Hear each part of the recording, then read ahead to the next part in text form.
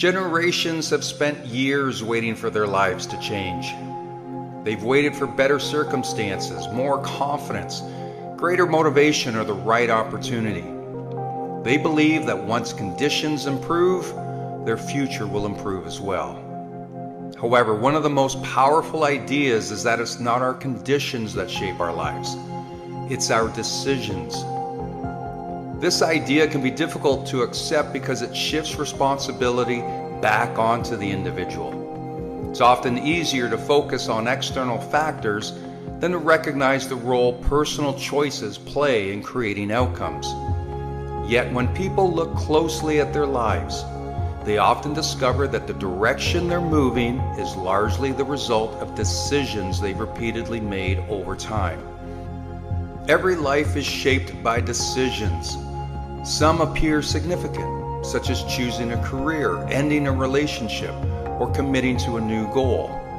Others seem small and insignificant in the moment. Deciding whether to exercise, how to spend your free time, what to eat, or whether to follow through on a commitment may not feel life-changing. Yet these smaller choices accumulate over weeks, months, and years until they eventually become a person's reality. The challenge is that many people confuse interest with decision. They say they want better health, but continue habits that work against it. They want a stronger relationship, but avoid difficult conversations. They want greater success, but delay the actions required to achieve it. Wanting something and deciding something are not the same. A true decision means cutting off other possibilities. The word decision comes from a Latin root that means to cut off. In other words, when a genuine decision is made, there is no longer an ongoing debate. The commitment has already been established. This is why many New Year's resolutions fail. People express a preference rather than making a decision. They hope things will change, but they leave the door open for old habits to return. A true decision closes that door. Someone who decides to prioritize their health no longer negotiates with themselves every day. Someone who decides to stop tolerating unhealthy behavior in a relationship approaches situations differently. Someone who decides to pursue a goal continues moving forward even when motivation fades. The decision becomes stronger than the mood. This doesn't mean the journey becomes easy. Challenges, setbacks, and uncertainties still exist. Conditions do not suddenly improve because a decision has been made. The difference is that the person now has direction. Without decisions, people often drift. They react to circumstances rather than shaping them. Their actions are determined by convenience, emotion, or temporary motivation. As a result, progress becomes inconsistent. With decisions, life becomes more intentional. This principle applies to every area of life. A career changes when someone decides to develop new skills. A relationship improves when someone decides to communicate honestly. Personal growth begins when someone decides to stop blaming circumstances and take ownership of their choices. With repetition, those decisions create habits. Habits create behavior. Behavior creates results. The future that many people hope for is often hidden inside the series of decisions they have not yet made. This is what makes decisions so powerful. They represent a moment where possibility becomes commitment. They transform wishes into action and intentions into direction. While circumstances will always influence life, they don't have to define it. People cannot control every challenge they face, but they can control how they respond. They can decide what standards they'll live by, what habits they'll develop, and what future they'll work toward. In the end, lasting change rarely begins when conditions become perfect. It begins when a person decides that waiting for perfect conditions is no longer necessary. And sometimes the most important step forward is not a dramatic action at all. It's simply making a decision and refusing to turn back.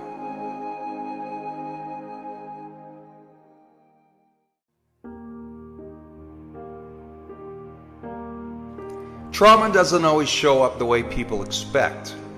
Many imagine trauma as a major event, something obvious and unforgettable.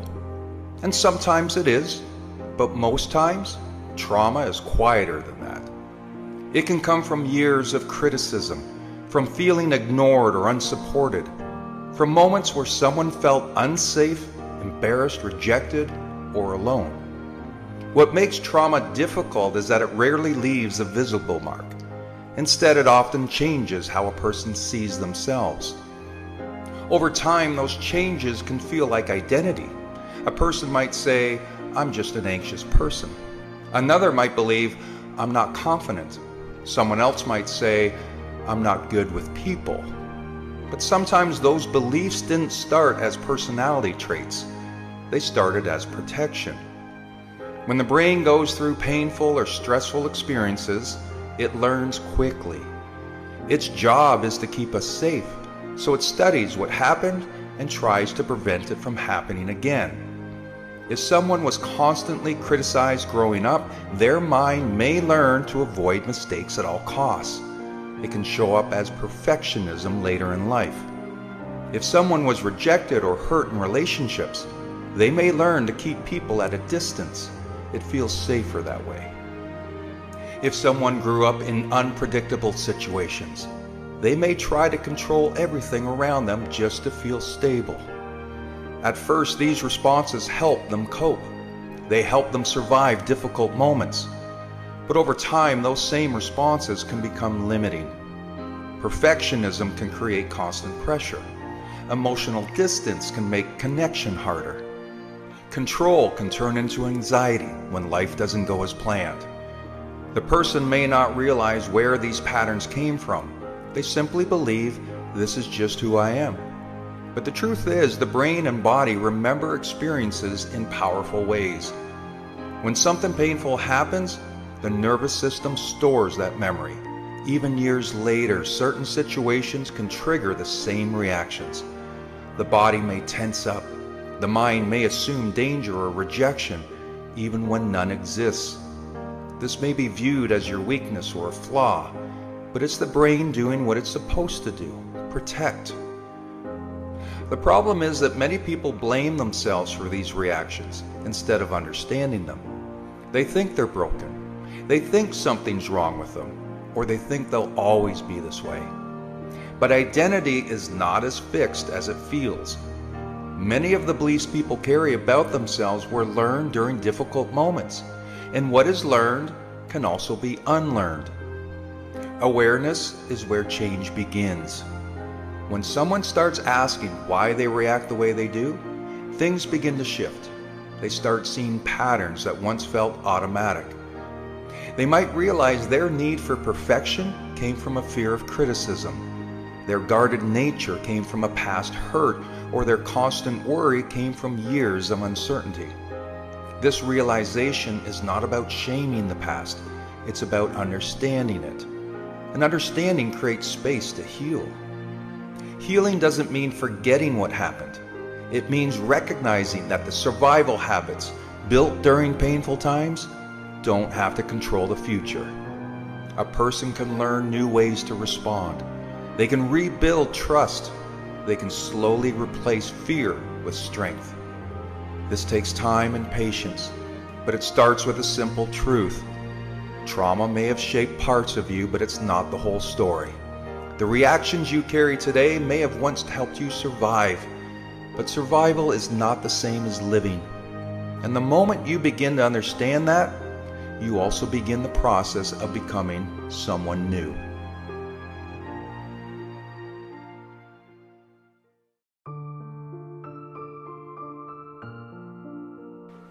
Burnout has become one of the most common experiences of modern life. It shows up quietly at first: a lack of energy, a loss of enthusiasm, a sense that everything feels heavier than it should. And over time it deepens. Days blur together, motivation fades, even rest stops working. Many people assume this means they're weak, ungrateful, or incapable of keeping up. But burnout is rarely a personal failure. More often, it's a signal. Burnout is not always caused by doing too much. Sometimes it comes from doing things that no longer feel meaningful, from giving effort without connection, from waking up every day and moving through responsibilities without understanding why they matter anymore. Purpose is what gives effort direction. Without it, even small tasks can feel exhausting. Society values productivity. People are praised for pushing through exhaustion. Keep going is treated as a virtue. But constantly pushing without reflection slowly drains something deeper than physical energy. When people lose touch with purpose, they begin to operate on autopilot. They fulfill obligations, they meet expectations, they survive, but they stop feeling alive. This is why burnout often feels confusing. From the outside, life may look stable. There may be a job, a routine, responsibilities being met, yet internally, there's a growing sense of emptiness. The work no longer feels connected to values. The effort feels transactional. Energy is spent, but nothing meaningful is restored in return. Purpose doesn't mean having a grand mission or a perfectly defined calling. It doesn't require certainty or passion every day. Purpose can be simple. It can be rooted in growth, contribution, responsibility, or integrity. What matters is that actions align with something that feels personally significant. When that alignment disappears, burnout fills the gap. Many people try to fix burnout by resting more, taking time off, or changing external circumstances. While rest is important, it's rarely enough on its own. Without addressing the deeper disconnect, burnout returns. The issue is not just fatigue, it's misalignment. The body slows down because the mind and spirit are no longer engaged. Reconnecting with purpose often begins with honesty. Honest reflection about what feels draining and what feels meaningful, about where effort is being given out of obligation rather than intention, about whether current routines support growth or merely maintain survival. This kind of reflection can be uncomfortable, but it's necessary. Purpose also evolves. What once felt meaningful may no longer fit the person you're becoming. Burnout can be the sign that an old version of purpose has expired. This doesn't mean something is wrong. It means growth is occurring. Letting go of outdated motivations creates space for something more aligned to take shape. When purpose begins to return, burnout does not vanish overnight, but something shifts. Effort starts to feel lighter. Direction becomes clearer. Energy slowly rebuilds, not because life is easier, but because it feels worthwhile again. Even difficult days carry meaning when they're connected to something that matters. So for those experiencing burnout, it's important to remember, exhaustion doesn't mean you're broken. It means something within you is asking for change. Purpose is not found by pushing harder. It's rediscovered by listening more closely. Burnout is not the end, it's a crossroad, a quiet invitation to realign effort with meaning and survival with intention. When purpose returns, even in small ways, energy follows.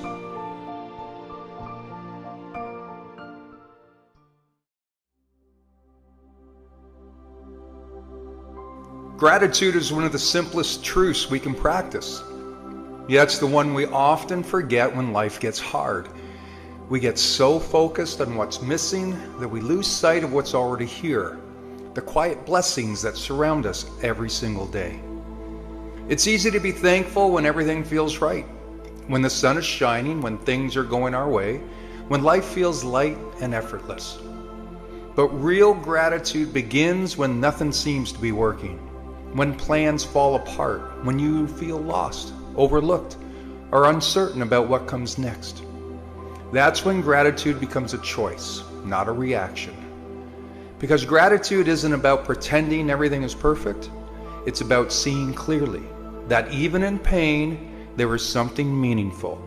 That even in the waiting, there is growth happening beneath the surface.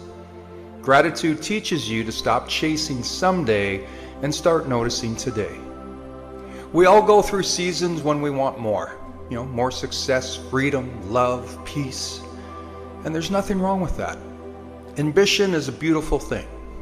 But when you forget to appreciate what you already have, even your greatest achievements will feel empty.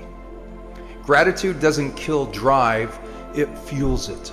It reminds you that the journey itself is a gift. Think about the moments that shaped you the most. The ones that broke you open, that tested you, that forced you to look at yourself differently. At the time, they felt unfair. But looking back now, they taught you strength. They taught you patience and empathy. Those lessons were hidden blessings, and gratitude helps you see that. It's easy to overlook the ordinary things that hold your life together. The roof over your head, the people who show up, the breath in your lungs, the simple moments of laughter, quiet or comfort. We rush past them, always reaching for the next thing. But when you slow down long enough to appreciate them, life begins to shift. Gratitude changes how you see everything. It doesn't erase struggle, but it gives struggle purpose. It doesn't deny pain, but it softens it. It doesn't make life easier, but it makes life richer. When you practice gratitude, you stop waiting for happiness to arrive. You realize it's already here, tucked into small moments that rarely make noise. The more you notice them, the more they multiply. Gratitude expands what you focus on. It turns scarcity into abundance, chaos into clarity, and frustration into perspective. Some of the happiest people aren't those who have the most. They're the ones who appreciate the most.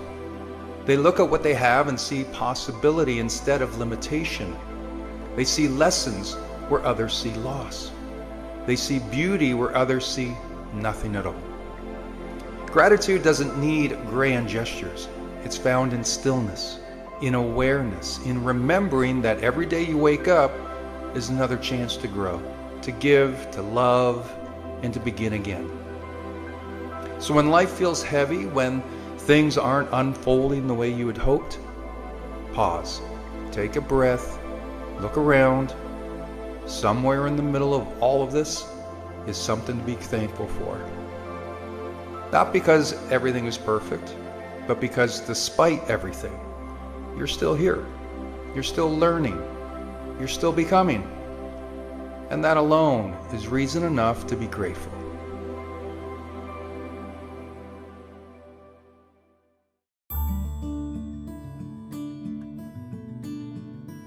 Have you ever told yourself, I'm setting a boundary, when really deep down you were just avoiding something? Well, you're not alone. We've all done it. And it matters because while boundaries protect us, avoidance can quietly rob us of growth. Let's start with boundaries. A boundary is not a wall you build to keep people out. It's a line you draw to protect what matters most, like your energy, your values, your well-being. Boundaries say, this is who I am, this is what I need, and this is what I will allow and what I won't. They're not about shutting the world off. They're about keeping yourself safe enough to show up fully in it. Think of boundaries like the guardrails on a highway. They don't stop you from driving, from moving forward, or from reaching your destination. They simply keep you from swerving into danger.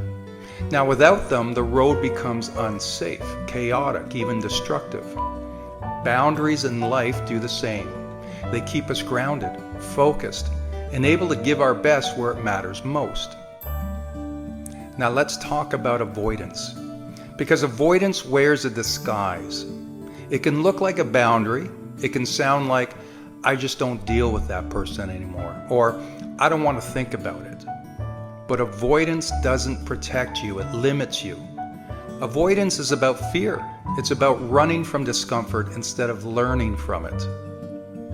Here's the difference. A boundary is created from strength. Avoidance is born from fear. Avoidance says, I don't want to feel this, so I'll just hide. Boundaries say, I'm strong enough to face this, but I choose to protect my peace as I do. Think about a tough conversation with a loved one. Avoidance says, I'll just ignore the problem. But that problem grows and it festers. It creates distance, bitterness, and pain. A boundary, on the other hand, says, I'm willing to talk about this, but I won't allow shouting, disrespect, or blame. If we can talk calmly, I'm here. Now that's not hiding, that's protecting while engaging. Avoidance keeps you stuck. Boundaries help you move forward. Boundaries do require courage. It takes strength to say no. It takes clarity to announce what matters most. Avoidance feels easier in the moment because it lets you step away from the discomfort. But the growth you want, the healing you crave, the relationships you long for, they don't live in avoidance. They live on the other side of courage. So how do we know the difference in our own lives? Are you protecting yourself so you can grow, or are you running away so you don't have to face the hard stuff? That's the question that can shift everything. Protecting yourself while engaging in life, that's a boundary. Running away to stay safe but stuck, that's avoidance. And it's okay if you've been avoiding. We all do it. There's no shame in being human, but there's power in recognizing it. Because once you see the difference, you get to choose differently. You get to set boundaries that honor who you are instead of slipping into avoidance that keeps you from who you could become. At the end of the day, your life deserves clarity. You deserve relationships that are built on respect, not resentment. You deserve to walk through this world with peace, not with fear. And that means learning the art of setting boundaries without falling into the trap of avoidance. Boundaries are not about shutting life out. They're about letting yourself in, fully, authentically, powerfully. Avoidance will keep you small, but boundaries will give you the strength to stand tall. You don't have to hide from life. After all, you were built to live it.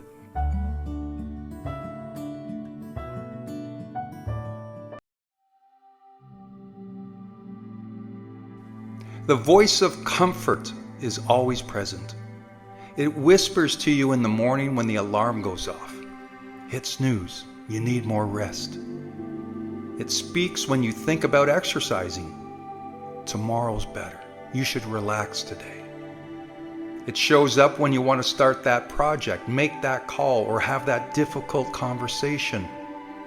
Not now, it's not the right time, let's wait.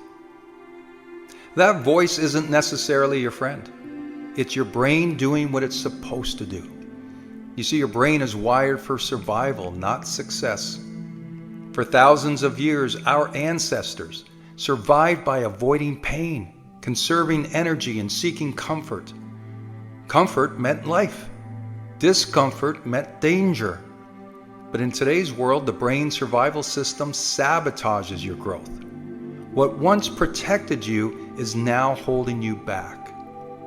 And while comfort feels good in the moment, it robs you of the life you're capable of living. Comfort says stay the same. Discomfort says grow. And that's the daily battle that goes on when you know you should be doing some things, but you put things off or delay to avoid the pain. If you know how muscles work, they don't get stronger by staying comfortable. They grow when they're challenged, stretched, and torn down so they can rebuild stronger. Your relationships don't deepen by avoiding difficult conversations. They grow when you face the tension with honesty and courage. Dreams don't become reality by staying in your head. They require the discomfort of risk, effort, and persistence. It's unfortunate, but everything you want, confidence, strength, freedom, fulfillment, they all live on the other side of discomfort. Now, before you go and question every goal you set, this isn't about living in constant pain or never allowing yourself rest. Comfort has its place. Rest restores you and joy replenishes you. But there's a difference between rest and avoidance. One fuels your future, while the other keeps you stuck. So the question becomes, which voice will you listen to? The voice of comfort that says, not today, not now, not you, or the voice of growth that says, it will be hard, but it will be worth it? You already know what's required of you. You know the steps. Whether it's eating better, moving your body, being more present, building the business, or finally dealing with the things you've been running from. The problem isn't knowing, the problem is choosing comfort over discomfort. But keep this in mind. Every time you step into discomfort, you retrain your brain. You teach yourself that fear doesn't own you, that challenges won't break you. Growth is possible. Each uncomfortable choice is like a deposit into your future, a future that comfort can never give you. In your toughest moments, remind yourself that pain is only temporary. Discomfort doesn't last forever. Workouts end, hard conversations finish, projects get done. But the rewards stay with you. Strength stays, confidence, momentum, they stay. The voice of comfort is constantly whispering in your ear. Recognize it, smile at it, and then choose discomfort anyway, because that's where your transformation lives. The life you want will never be built in your comfort zone. It will only come when you dare to step into the discomfort again and again, not because it's easy, but because you are capable of more. When you look back years from now, you won't remember the ease of comfort. You'll remember the pride of choosing growth. Because every step you take today outside of comfort is one step closer to the life you were meant to live.